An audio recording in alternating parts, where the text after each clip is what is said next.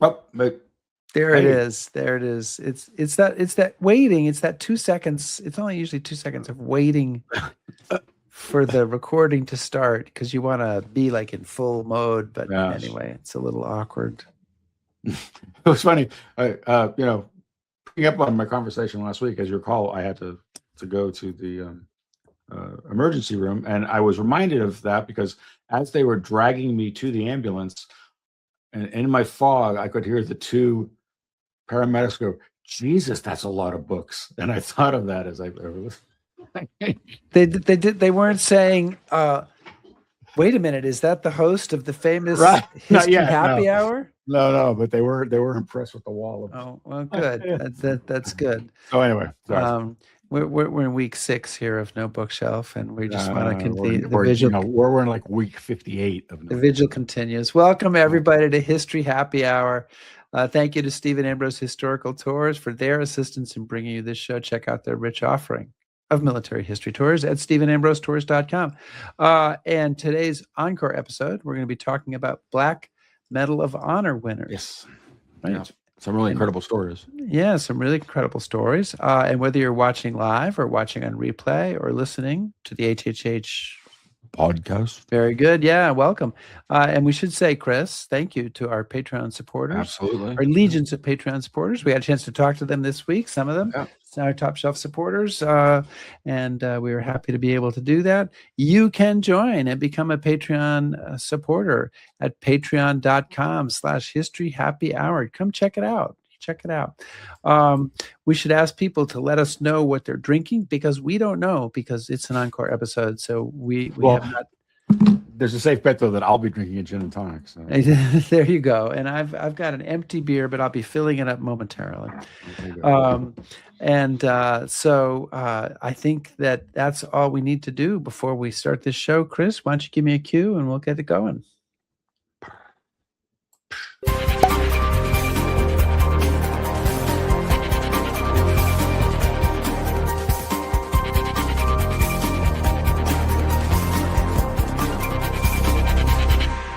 In 1945, the U.S. Congress recommended awarding awarding Medal of Honor to 432 recipients.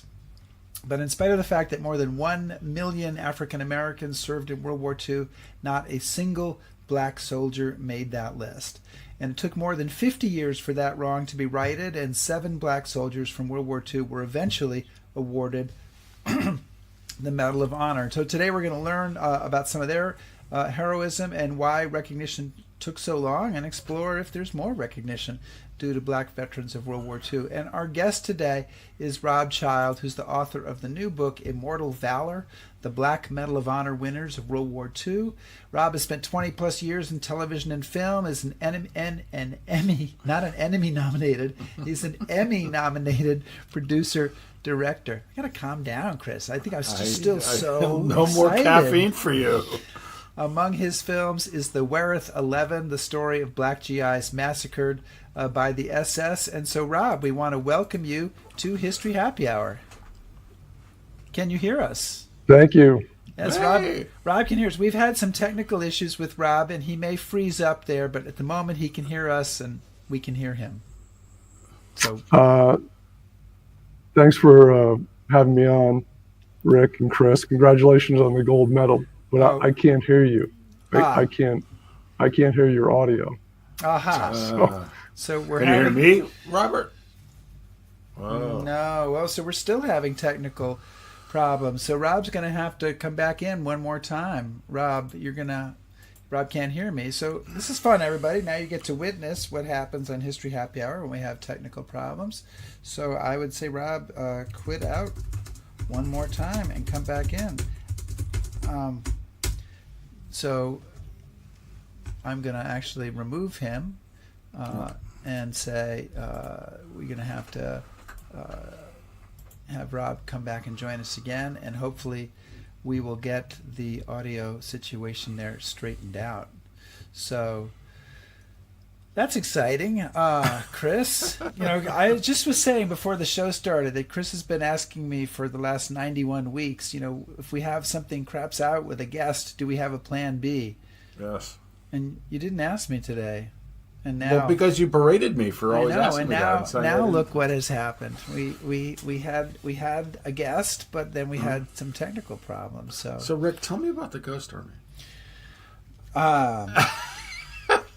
I'll tell you this, Chris. So we're waiting for so the president has 10 days to sign a bill. Did you know that? The president has 10 days to sign a bill that's passed both houses of Congress, but he doesn't. The 10-day clock doesn't start until the bill is presented to the president, and that bill has not yet been presented to the president. So we don't know when that 10-day clock will start. And then once he signs the bill, it's probably going to be 2 years before there's an actual medal, because that's the process with the U.S. Mint working on that. So it's quite an involved effort to make that all happen. Can't you just do it yourself? I think it doesn't have the same impact if I do it myself. I think that we're not going to go there. So, as we're waiting for Rob, one of the things that I was going to ask him how he came to this story, but the way I met Rob Child, actually, which is about 10 years ago, is because of a film he did called The Wereth 11, which is a story that some of you may know about. Wereth is W-E-R-E-T-H, and it's the story of a squad, I guess, of African American soldiers in World War II, captured and then essentially executed by the SS during the Battle of the Bulge. And so Rob made that movie. I think it was in 2011. Yeah, well, I was just there with my group in Bastogne. It's one of those kind of very often overlooked parts of the Battle of the Bulge. Everybody focuses, probably rightly, on the Malmedy massacre, but as I pointed out to everybody on the trip, there were several massacres of American soldiers that took place during the Ardennes offensive, and Malmedy was just one of them.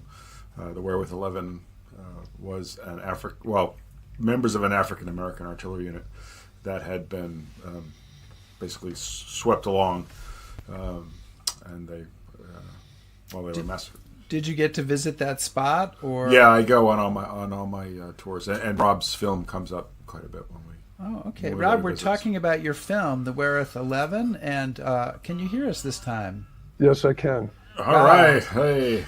Now we're just fingers crossed. Just stay right there, Ed. Keep smiling, so that if you freeze, you freeze with a smile on. That's important, and then we'll still hear you.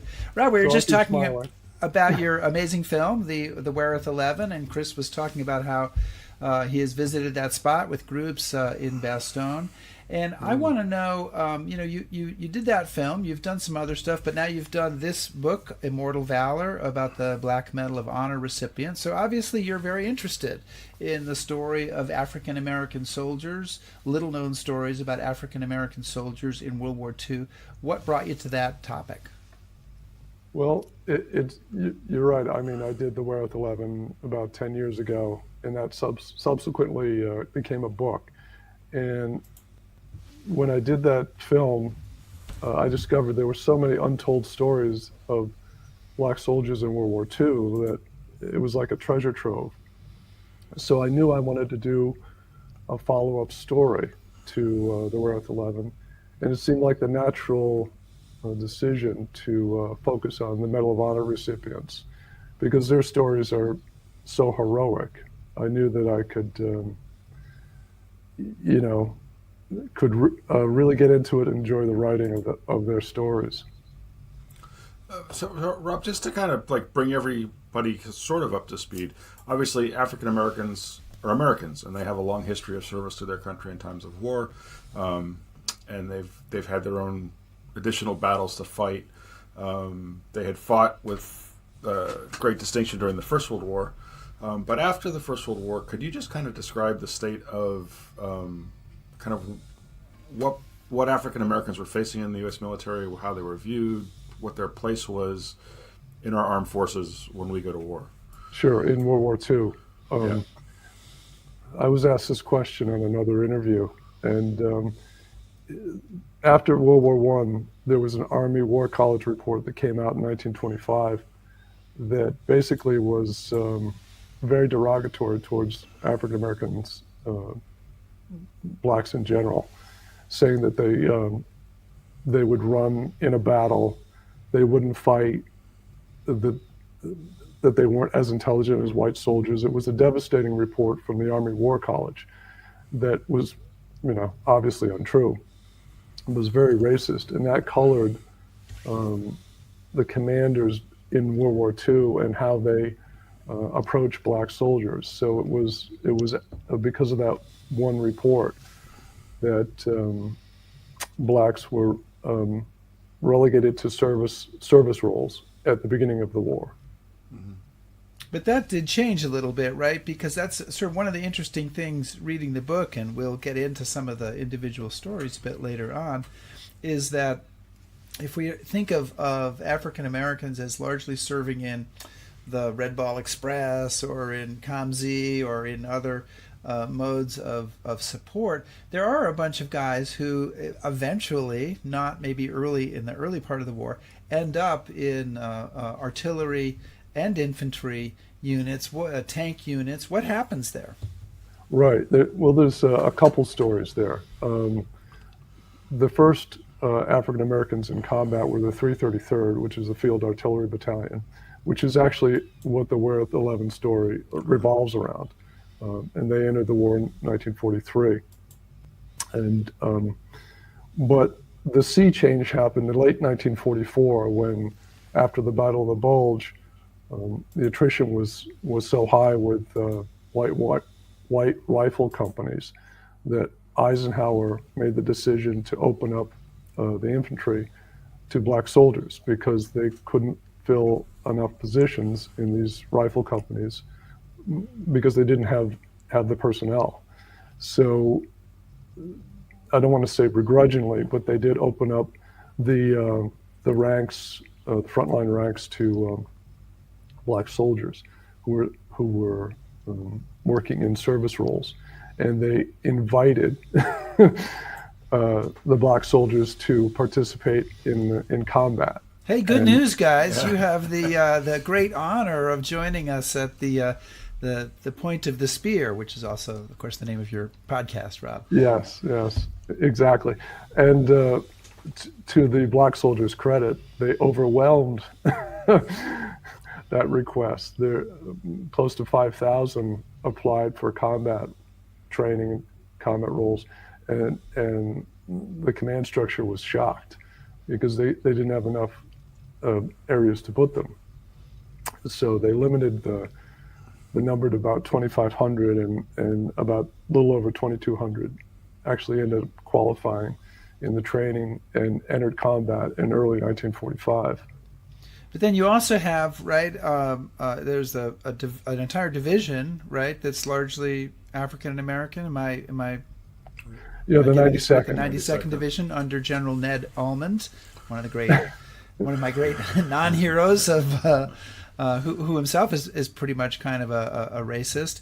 And then you also have some tank and anti-tank and artillery units, right, as well, right? Yeah, the 614th is one of the units that Medal of Honor recipient Charles Thomas served in, and that unit trained at Fort Hood. It was called Camp Hood back then. And the interesting thing about the tank destroyer battalions in World War II is that was developed during the war in late 42, and one of the guidelines or rules that the War Department created for this new unit was, as opposed to other units, it had to have black officers, which wasn't the norm or the rule in rifle companies. So Charles Thomas, that's why he commanded a company in the war, because that was the first time that they trained black officers to command companies in the tank destroyer units. But in the rifle companies, in early 1945, the way that they structured it is Eisenhower laid out that the black soldiers would not be replacing white soldiers who were wounded or killed. they created a fifth platoon that was commanded by white officers. So it was a completely separate. They call it the fifth platoon, and there ended up being about 52 of these platoons attached in various divisions. Wow. So I just want to back up just a bit and get to back to what we were talking about. But we have this perception of the good war and everybody's united and America goes to war and this rush of patriotism. But the members of the black community see this as an opportunity to say, hey, something's not right here, and they want to get their sons into the fight, and they launched what's called the WWII campaign. Could you kind of explain what that is? Right. Yeah, that was. It came about by an op-ed, basically. A soldier, James G. Thompson, wrote to the Pittsburgh Courier newspaper in late January 1942. Basically, what was on the minds of most Black Americans who were entering the war, that why should he serve for his country if he was only half American? Would this prove his citizenship? Would he be able to return to the States as a full American? And he wrote that letter to the newspaper. They printed it, and the newspaper developed the campaign, the WWII campaign, which was victory abroad and victory at home, which meant equality at home.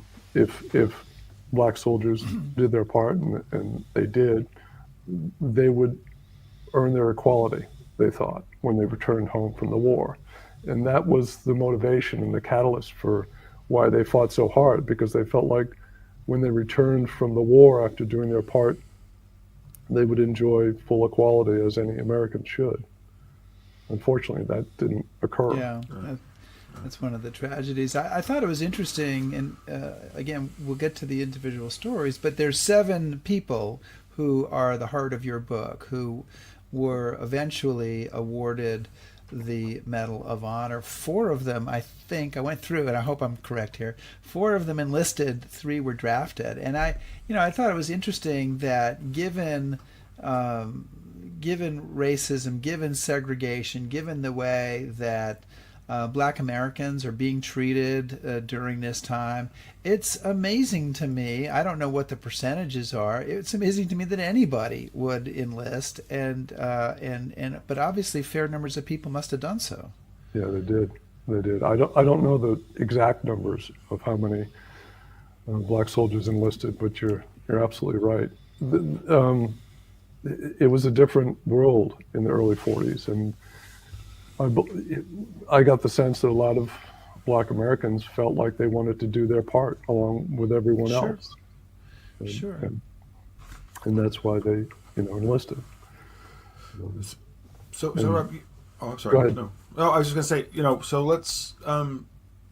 let's turn to some of these people. I mean, there are 7 individual stories, all of which are incredible, and I don't want to we don't have time for all the stories, and we don't have time to give too much away. And then if we told every story, they wouldn't buy the book. We can't get people to buy the book. Which we want them to do. So you want to buy the book, but we're going to touch on a few of the stories. So I'm gonna jump the gun and beat Rick here and say that one of the people that really I found his story compelling was Edward Carter. Oh, absolutely. And so let's just kind of use him as an example. Could you tell us a little bit? This guy right here. Right. He's on the cover. And the thing that's really compelling about him, and I'm not going to give too much away, is but by the time he joins the U.S. Army, he's already been in a few other armies. Rick, you have to let him tell the story. That's how the show works. I'm setting him up, Chris. That's how it goes. Okay. Yeah, I'll take that. I'll receive that. Thank you. Yeah, everyone seems drawn to his story, and I was as well. Obviously, this is the soldier, of course, Edward Carter, and I didn't want him to overshadow the other 6, and I was very cognizant of that. But his story does stand out. He I'll go back to his beginning. His father was a preacher. His mother was from India. She was Anglo-Indian, and he lived as a young boy. He lived in Calcutta. Then he lived in Shanghai. He grew up in Shanghai in the international settlement, and his father was very strict, very domineering, and Edward wanted to, spread his wings and get out from underneath his father's, thumb. And it just so happens that in 1936, the Japanese invaded Shanghai. Actually, they bombed Shanghai and the international settlement where the Carters lived. And Eddie took that as his opportunity to sort of run away from the family and on his own. And what he did was he was in school at the Shanghai Military Academy. So he ran away and actually joined the Chinese 19th Army. And how old was he, Rob? It was 15. Yeah, but okay. Yeah. And he joined the Chinese 19th Army, and they said, and he spoke Cantonese, so he didn't have a trouble with the language. He spoke several languages, and so they put him, the Chinese rifle in his hands and put him on the trenches. And he fought in some of the early battles that were written up in the New York Times. And obviously in this, the chaos of the Japanese invasion, his father was very worried about him. And he had heard a rumor that he had ran away to the military. And he showed up at the headquarters one day of Carter's commander and asked for his son. And he said, and his commander said, "Oh yes, he's here. He's doing a great job for us. As a matter of fact, we're going to promote him to lieutenant, and he's going to fight with the Chiang Kai-shek." And his father said, "No, you're not, because he's underage. He's only 15." And they were shocked. So they said, "Okay." So his father pulled him out of the army, put him back into school, and he continued with his education at 15. But he wanted to get away again a few years later when Mussolini attacked Abyssinia, when the Italians invaded North Africa. He went to the U.S. Embassy in Shanghai, the consulate, and asked if he could go fight in Africa. And they said to him, "America's not in that war. We can't allow you to go fight because we don't have any soldiers in that war." So they knew that they had to do something for him. He was determined. So they said, "Well, we can get you into the Merchant Marines." And he accepted that. So he joined the Merchant Marines. I think he was 18 or 19 at that time. So he served in the Merchant Marines for several years, then returned to Los Angeles after serving there in the, I guess it was like 1939, no, it was earlier than that, because he got back to Los Angeles and there wasn't any work for, during the Great Depression for Black Americans. There was no work. So he had been reading stories of the Spanish Civil War and been inspired. Life magazine with all the pictorial spreads of the heroic fighting in Spain. And he decided to, through his merchant marine contacts, get on the ship and go over to Spain. Because he's got experience. Right. He's probably more experienced than a lot of the volunteers that are showing up. He was, yeah. Yeah. So he joined he got to Spain, and he showed them he had the combat experience, and he joined the Abraham Lincoln Brigade. Wow. And fought with the Abraham Lincoln Brigade, which was his commander actually had no combat experience. He was a former professor from Stanford. And so Eddie was the only one with any real combat experience. And most of his fellow soldiers were just idealists who wanted to fight for freedom against Franco. And it was just a mess. But he served heroically in the Spanish Civil War. Unfortunately, that came back to haunt him years later. But then, but do go on, because we Oh, haven't should I even. go on? Okay. Well, I think we I don't think we. I mean, can we? We don't want to, as we say, we don't want to give away all seven. But I mean, he goes on. Of course, the war starts, Yeah. and ends up he enlists, I think, doesn't he, in the U.S. Yeah, he Army. returns to the States. This guy didn't get the message from the sergeants who say, never volunteer for anything. This sort of the Right. veteran approach. He's volunteering for He's everything. volunteering for every war that's possible that's going. He was a natural-born soldier. He returned to the States, again tried to get work as a civilian. Actually met his wife Mildred after the Spanish Civil War, and decided to enlist in 1942 in the U.S. Army, and he went to Fort Benning, and he was assigned to a quartermaster company, and went over to Europe, and his letters home were basically, I'm tired of pushing a mop. He had proved in marksmanship training in Georgia, what a good shot he was, and his commanders wrote him up in the camp newspaper, and but he was pushing a mop, and he was very frustrated, and he applied to get into combat, and he was turned down several times, until finally, in late 1944, the letter I mentioned from Eisenhower, General Eisenhower, actually allowed him to enter the training in January 1945 with the rest of the black candidates for the rifle companies. And he went through training, and he joined the 12th Armored Division, and rose in the ranks, actually. His commander. Didn't he have to give up to join? He was a sergeant, right? And didn't he have to? He was a sergeant, and they told him if you joined, you'd be demoted to private. Go back to private, and then he rose up again.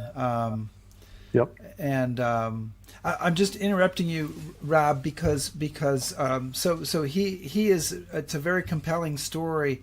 And Chris, do we want to go to the end and tell the whole story, or do we want to save that for people? And there's a lot to it. Yeah, no, there's lots to it. I mean, I I think it's important to talk about some of the things that went on to get these guys to their positions. I don't, obviously they're Medal of Honor recipients, so we know they did something brave, and we can talk a little bit about that. But I want more to talk about what these people are going through to be in a position to perform these roles. So what was the reaction, when it begins, and then during combat, and then after combat, to these integrated these 5th platoon units? I mean, because obviously, all of a sudden, a platoon of African American soldiers arriving in a white rifle company could have caused a stir at first. And did combat change people's opinions, or? Yes. The white soldiers, in my research, were a little bit wary of these black soldiers because of what I referenced earlier, the War College Report in 1925. And then, these platoons of black soldiers show up, and the white soldiers don't know what to make of it. I'll reference a story from Willie James Jr., who was a scout in a rifle company, in there he is right there, in the Rhine River, and just they crossed the Rhine, and his platoon was held back. They weren't put into combat immediately until there was a situation where there were a lot of SS soldiers dug in. They were already in Germany, and the Americans had to clear this hill, this forest of these SS hardened young soldiers. And they said, his commander said, well, let's see what this, 5th platoon can do. And there was a reporter there who witnessed it, a female reporter embedded. And basically the guys got very excited, and they were well disciplined, but they charged this hill, and they cleared this hill, this fifth platoon, of all these hardened young SS soldiers. There were more than 60 of them, and they took 40 prisoners, and they brought them back. So they more than impressed the white commanders that they could do the job, given the opportunity. Right. But it doesn't change attitudes long term, right? I mean, I guess one of the things I'm curious about is it takes until 1948, and it seems like the stories of these fifth platoons is quickly dropped. So, do we know why, or kind of what happened? Why they ended the program? You mean in Korea, or? Well, prior. So, in 44, 45, they create these black platoons with white rifle companies. Mm-hmm. They perform very, very well. But then at the end of the war, Eisenhower says, "Okay, you go back to your trucking company, and we're just not going to talk about this anymore." Yeah. And then it takes until 48. So, yeah, that was why do you think that? Yeah, that was a slap in the face. That after the war, they were sent back to their service companies. I think it was the glacial speed of the military infrastructure, basically, that delayed that integration that Truman put into effect. And because things did change in the Korean War for Medal of Honor recipients, Black Medal of Honor recipients. There were Black Medal of Honor recipients in the Korean War, and their medals were awarded very timely, actually still during the conflict. So things got back on track after World War II. But these, there remained for 4 decades no Black Medal of Honor recipients from World War II.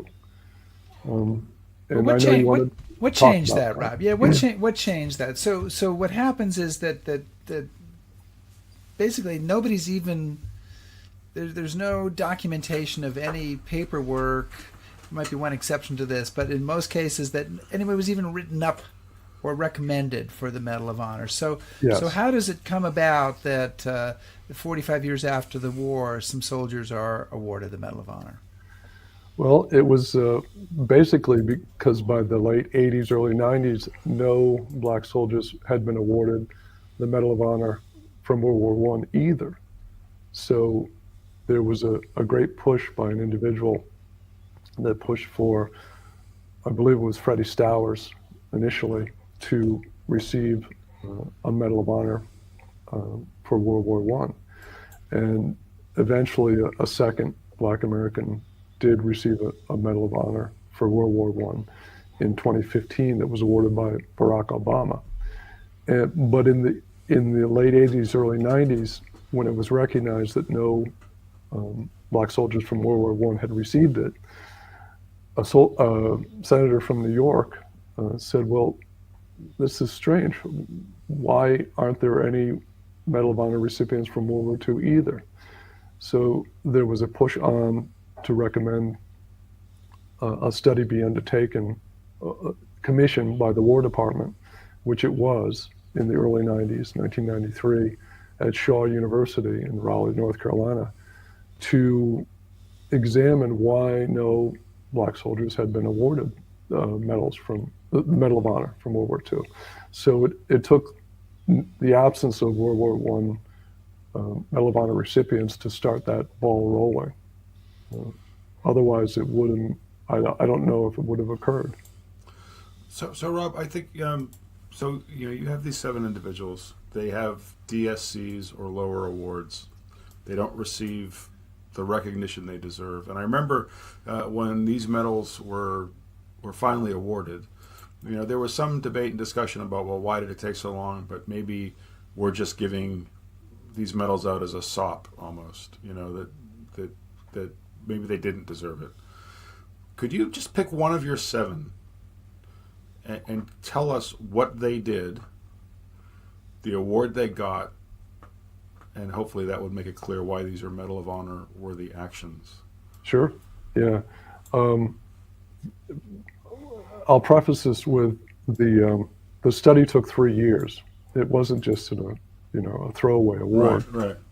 They interviewed witnesses and commanders and investigated these men thoroughly, and their criteria was they were elevating black soldiers who received the second highest award for valor, the Distinguished Service Cross, to Medal of Honor. And there was one exception, and that was Reuben Rivers, who received the Silver Star, but that's another story. But yeah, I'll select John Fox, which is the last story in the book. And Fox was a first lieutenant. He wanted to make the Army his career, and he attended Wilberforce University in Ohio and ROTC, and commanded a cannon company in the 366, which was based in Massachusetts. And he was stationed in Italy under the 92nd Division.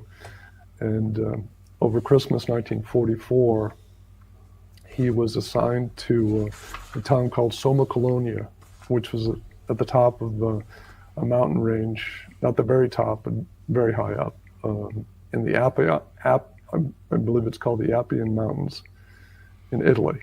And his role over Christmas 1944 was forward observer. And he selected a tower in the middle of the town to scout, see if there were any, problems coming, or they anticipated an attack.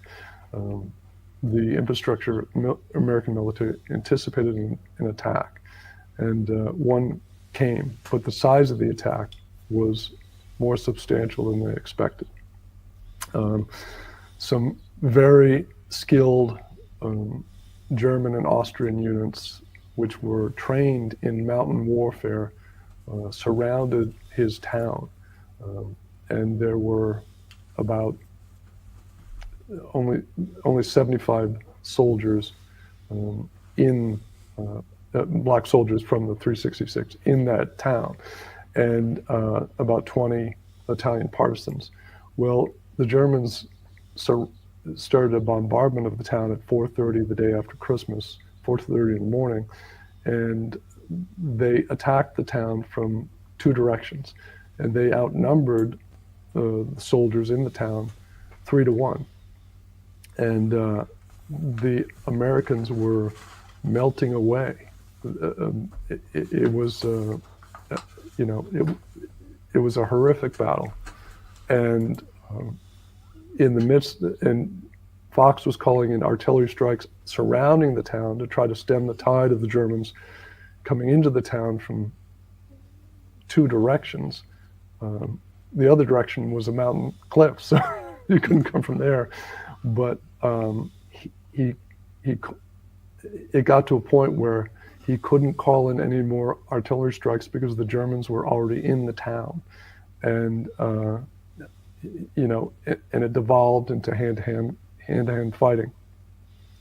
So in desperation, he called back to fire control, and he said, "Look, I need you to fire on my position. These are my coordinates." So they said, "We're not going to fire on. You want us to fire on your position?" And he said, "Yes, I want you to fire on my position. There are more of them than there are of us. Fire on my position." So his request had to go up the chain, and it was approved by the general who was commanding that section. And it came back, and they said, "Yes, we'll fire on your position." And it was a salvo that they fired, but he as a forward observer of artillery had to adjust the artillery strike. They fired the first salvo, which is called firing for effect. Well, and it wasn't close enough to his position, so he had to call in new coordinates, an adjustment. He called in an adjustment to have them fire again on his position, and it came closer. And he said, "Yeah, that's pretty close. Make a final adjustment and then fire everything you got." And they did, and they fired on his position, and he was killed in that artillery salvo. And what he instructed fire control to do was, after they fired the salvo, to fire a smoke round, so that any Americans left in the town could escape under the haze of the smoke, and under the and not many Americans were able to leave, and he was a casualty.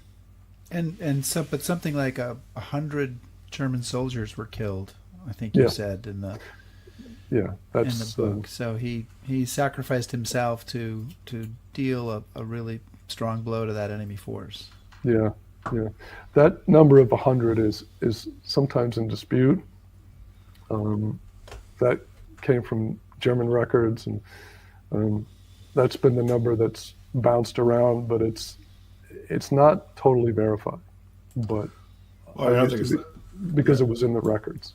Yeah, and I think it's the fact that he calls in artillery fire on himself and breaks up this attack, whether it's 100 or 75. Doesn't matter. Yeah, but that, because his commander you mentioned earlier, Ned Almond, was unfortunately a avowed racist. He wasn't recognized for that action with any award until it was investigated by Harnden Hargrove in the 70s and 80s, and Hargrove pushed for Fox to receive the Distinguished Service Cross, and that wasn't awarded to Fox until 1982, and his wife was on hand to accept that. So even his Distinguished Service Cross was delayed until the 80s. I mean, that's the atmosphere it was. Well, one of the things that's also interesting is that in many of these cases, and an example might be in the case of Sergeant Reuben Rivers, who's also an amazing story, a tanker. He was killed in the action for which he was eventually awarded the Medal of Honor. But in his case, there was another officer, David J. Williams, a white captain, who advocated for him very strongly at the time and afterwards. And that's the case in a few other of these, right? So part of this is a terrible story of racism of certain people, or structural racism in the U.S. Army. But part of it's also a story of that these guys had advocates. They said, well, wait a minute, we've got to recognize this. It's really important. And I mean, in the case of Reuben Rivers, David Williams advocated for him for 40 years and lived to see him win the Medal of Honor, earn the Medal of Honor. Yeah, he definitely did. He was dogged. There was the study I mentioned at Shaw University, the researchers discovered, Dr.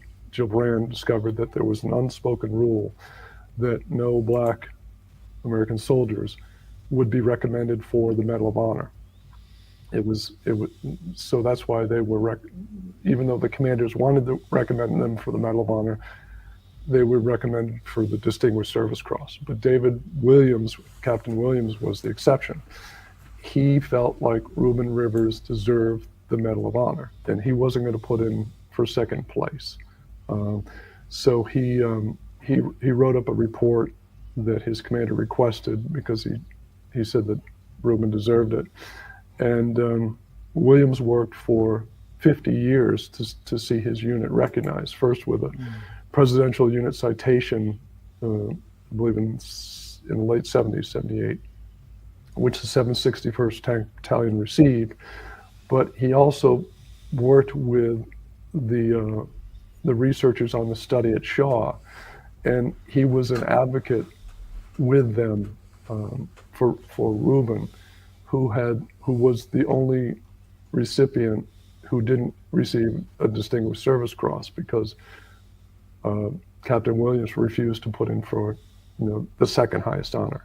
So he was just dogged about it, and he was able to attend the ceremony in Washington, 1997, and he gave an interview to the Baltimore Sun that I mentioned in my book, that he felt like now the deed was done. God could take him now because Reuben received his Medal of Honor. That's how intense he was about it. God could take him now because the deed was done. Wow. So, Robert, as somebody who's worked in this field in the history of African Americans in the Army, particularly in World War II, as you were researching this and delving into the lives of these 7 incredible people, is there anything that really surprised you or that you found that you didn't expect to find? Well, I think it was the intensity of the prejudice surprised me, because from a modern perspective, obviously there's still racism in this country and in the world. It hasn't gone away. But when you look back to this time in history, it was pervasive, it was structural, it was everywhere. I mean, recruits at Fort Benning in Georgia, when they went into the town, they weren't allowed to look white civilians in the eye. They had to look down. That was the norm. They couldn't look because it was considered uppity if they looked a white civilian in the eye. So some of the things like that really surprised me. When you, in context, that shows you how far we've come. Obviously, we have ways to go, but it's hard to imagine a life, for a Black American at that time. It was, they were living as half an American.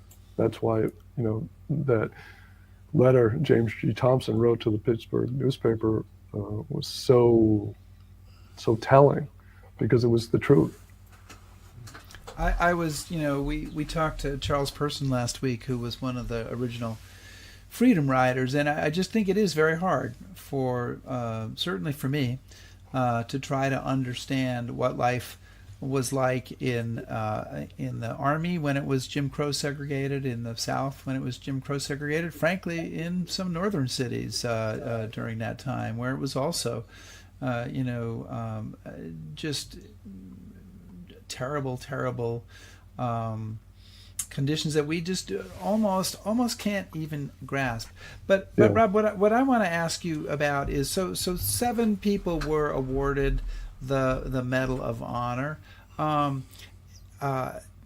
Is this enough to right the wrong? Are there other people who should be recognized? I mean, it seems to me that the Army found 9 Black soldiers who'd been awarded Distinguished Service Crosses. They only decided that 6 of those 9, plus Reuben Rivers, deserved the Medal of Honor. And so I'd say, what about the other 3? And what about the other services? I mean, are there any ongoing efforts here to recognize other people along similar lines?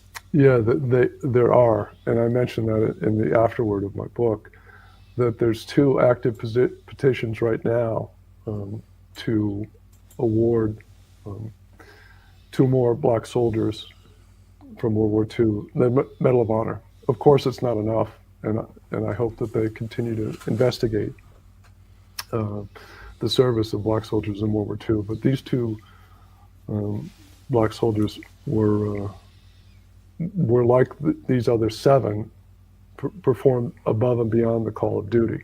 One is Waverly Woodson, who served as a medic on D-Day and worked for 30 hours straight. And it's been documented that he took care of 200 plus soldiers during his stint during D-Day. And he collapsed after 30 hours of attending to the wounds of over 200 servicemen. Another soldier served in the Pacific. He was a messmate, 3rd class. His name was Dory Miller. And Dory Miller served on the West Virginia during the attack on Pearl Harbor. Sure. And he, when the Japanese planes came in, a lot of the gunners were killed, and he jumped on a 50 caliber machine gun. He had never operated one in his life. And he shot down, it's estimated, 3 or 4 Japanese Zeros, and he was recognized with the Navy Cross. But what's interesting about his story is the commander of his ship, the captain of the ship, whose name I don't remember, was carried off early in the attack on a stretcher, and he received the Medal of Honor. So Dory, who shot down 3 to 4 enemy planes, is certainly worthy of the Medal of Honor as well. So Robert, well, you talk about this a little bit at the end of the book, and I'd like to kind of get into this a bit. What's the legacy of this? What is, I mean, it's one thing to give these men the recognition they deserve for their families and their supporters, but what are the services doing to say these people were important and this is what they did and this is why you should remember them? Well, the services have taken the step for 2 of these Medal of Honor recipients by commissioning ships in their name. George Watson, a ship was commissioned in his honor, and I believe it's a transport ship. And Edward Carter, an ammunition ship, was commissioned in his honor. This image is from the naming ceremony in 2001. So that was above and beyond the call. And I worked extensively with his daughter-in-law, Aline Carter, and she was very, very proud of this, and actually got the opportunity to commission this ship, the Edward Carter, in 2001. And she jokes about that because she, at a lot of ship commissionings, the christenings, the champagne bottle doesn't break, and that happened to her as well. She tried everything, but it just wouldn't break against the hull of the Carter. But that's just an example of trying to right a wrong. And I didn't get much into the modern military and where things stand, because I kept it in historical context. Sure. So I know there was a picture in your book of like a Medal of Honor hall or something like that. There is a traveling exhibition that opens up, that's been on the road. It's from the National World War II Museum. It opens up at the Orange County Fairgrounds in February, on February 16th. And it features 5 of the 7 medals. So people in California or that surrounding area can go and see 5 of the Medal of Honors that were awarded to these men. And there's information on on who they are. So that's a traveling exhibit that's going back to the World War II Museum in the fall. Okay. But there's ongoing efforts, and hopefully my book will play a small part in opening up people's minds to awarding more and recognizing these men more. Absolutely. Well, Rob, thank you so much for joining us. And I want to just say the name of your book again is Immortal Valor, the Black Medal of Honor Winners of World War II. And it is so important. I think both Chris and I feel that remembering is very important. And you have really helped remember and honor these people. It's been almost 30 years since they were 20 to 30 years since they were honored with the Medal of Honor. So you kind of brought that back to the fore, brought some of those stories forward. Thank you so much for joining us today. Thank you, Robert. Thank you. Good luck with it. Glad your sound came back. It was so much better with sound. It's so much better when he talks, right? Yeah. It is. Yeah. Thank you so much. It's great to have Rob Child on. Absolutely. And to be able to talk a little bit about the Black Medal of Honor winners. Next week is the last show in Black History Month, so we'll be looking at the Civil War, and we'll be talking to Bennett Parton, who's the author of Somewhere Towards Freedom, Sherman's March and the Story of America's Largest Emancipation, and which has to do with all of the tens of thousands of blacks who flocked to Sherman's March as he marched across Georgia and into the Carolinas in 1864 and 5. Mm-hmm. Well, I'm looking for, truth and honesty, we don't do enough Civil War stuff, so I'm always glad when we get a Civil War book on, and this is a kind of an interesting take on. Why don't we do story. more Civil War stuff? Are there fewer Civil War books coming out now? Because I can't imagine. I don't see them, and I'm not as engaged in the Civil War community as I used to be. And so, if any of our viewers know of new books coming out, we would certainly be interested in having a look at them. Yeah, I would say if you see a notice of a Civil War book coming out, shoot us an email. Absolutely. We try to do new books. We're looking for stuff that's come out in the last few months as a rule. But we're trying to keep an eye on the usual sources, but we're not everywhere doing everything. So trying to be, but yeah. Trying to be, but it's a challenge. Guys, thank you so much for joining us today. Please subscribe to us on YouTube, follow us on Facebook, shout at us on Blue Sky, back us on Patreon, and browse historyhappyhour.com. Thanks, everybody. Stay safe.